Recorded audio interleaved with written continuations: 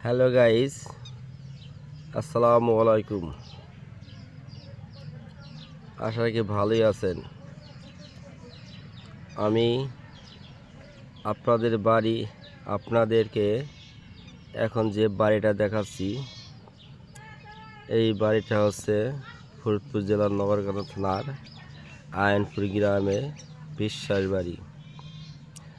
হয়তো 80 দশকের সময় বিশ্বাস চলে গেছে, না ফেরার দেশে। আল্লাহ তাকে বেহেশতে নসিব করুক। বিশ্বাস চলে গেছে ঠিকই, কিন্তু তার বিশ্বাসের বাড়িটা আজও রয়ে গেছে।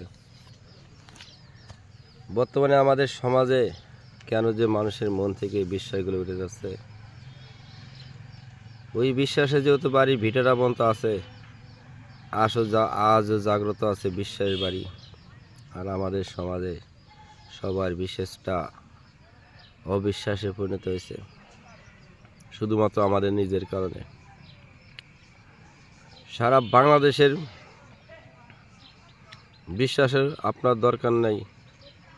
আপনি আপনার পরিবারের সাথে বসুন, পরিবারের ছেলে মেয়েদেরকে মোটিভেশন করুন, তাদেরকে ভালো মন্দ বোঝান। সন্ধ্যার পরে আপনার সন্তানরা কোথায় আছে তাদেরকে ডেকে আনেন, বাপ হয়ে তাদেরকে ঘরে থাকার ব্যবস্থা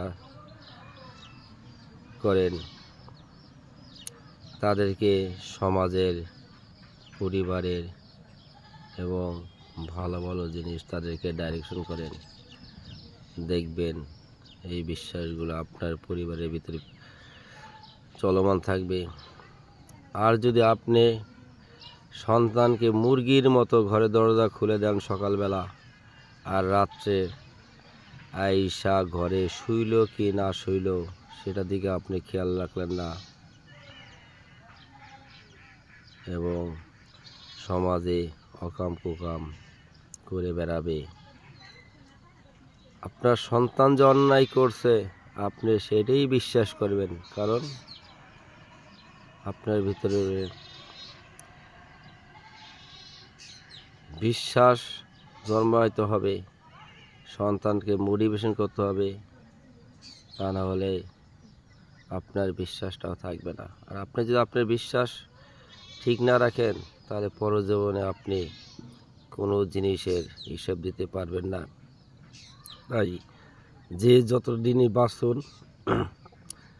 বাঁচবেন, আপনার সন্তান, ছেলে মেয়ে, যার যার গার্জেন আছেন সবাই তাদেরকে মোটিভেশন করবেন, তাদেরকে বিশ্বাসের প্রতি অগাধ আস্থা রাখতে বলবেন, এবং সমাজের মানুষের প্রতি শ্রদ্ধা যত্নবান হতে বলবেন। তাহলে আপনার বিশ্বাসটা একদিন ফিরে আসবে। আসসালামু আলাইকুম। আপনারা সবাই ভালো থাকেন।